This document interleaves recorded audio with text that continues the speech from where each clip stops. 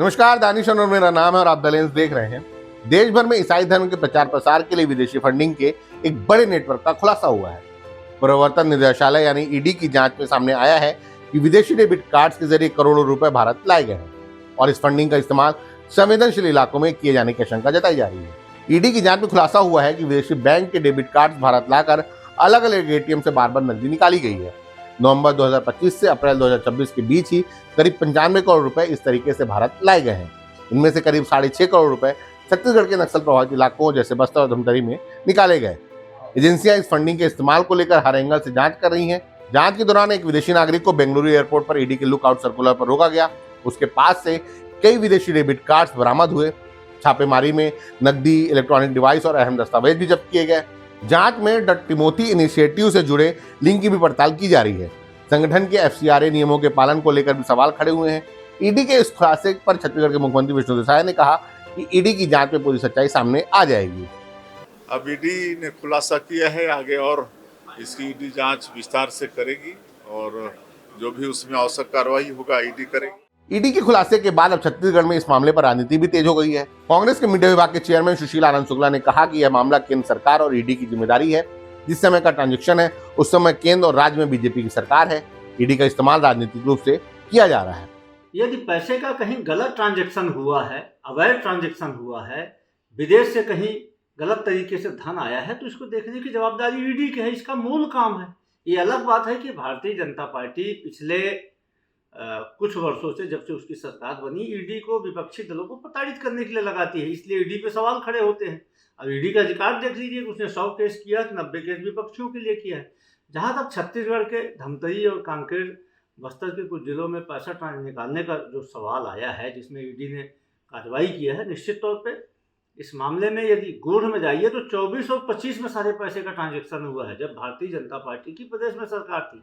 भाजपा सांसद और मुख्य प्रवक्ता संतोष पांडे ने ईडी की विदेशी फंडिंग के खुलासे को लेकर कांग्रेस पर गंभीर आरोप लगाए हैं। पांडे ने पूर्व मुख्यमंत्री भूपेश बघेल पर भी निशाना साधते हुए कहा उनकी कार्यकाल में जांच एजेंसियों पर रोक लगाई गई थी। इसीलिए तो कांग्रेस जो है और भूपेश बघेल जी के समय में ईडी के ऊपर रोका छेका था, प्रतिबंध लगाए थे। वो चाहते नहीं थे, किसी प्रकार की जांच से दूर भागते थे। तो वास्तव में मैं और एक लाइन यदि आगे बढ़ के कहूं तो फिर कहेंगे कि कम से कम स्वर्गीय लोगों के विषय में नहीं कहना चाहिए। उनके स्वर्गीय पूज्य पिताजी नंद कुमार बघेल, उनके जो पीए थे वो कहाँ के थे, कहाँ रहते थे? तो और उन्होंने जिस प्रकार से उनका नाम आया है कि किस प्रकार से फॉरेन फंडिंग और जो आया है उसमें यहाँ के सुरजूराम टेकाम से लेकर के किन किन लोगों को दिल्ली जेएनयू भेजने का काम उन्होंने किया, वहां कॉन्फ्रेंस में कब कब वे भाग लिए। ये सिद्ध होता है कि कांग्रेस पार्टी इसीलिए यहाँ ईडी से बचते रहे और जितने भी प्रकार के इस प्रदेश में, हमारे वनवासी क्षेत्र में, आदिवासियों के बीच में भिन्न भिन्न प्रकार की गतिविधियां फॉरेन फंडिंग से चलती रही, जिसका विरोध भारतीय जनता पार्टी हमेशा से करते आया है। वहीं सांसद बृजमोहन अग्रवाल ने भी कहा कि बाहरी ताकतें प्रदेश का माहौल बिगाड़ने की कोशिश कर रही हैं। देखिए, छत्तीसगढ़ को और देश को अशांत करने के लिए और कुछ संस्थाएं विदेशी फंड छत्तीसगढ़ में भी दे रही हैं।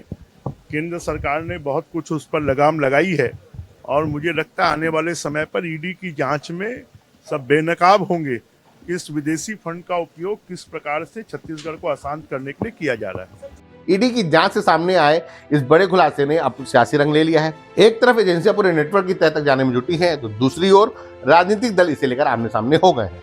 अब नजर रहेगी जांच के अगले कदमों पर, जो तय करेंगे कि इस पूरे मामले की असल तस्वीर क्या है।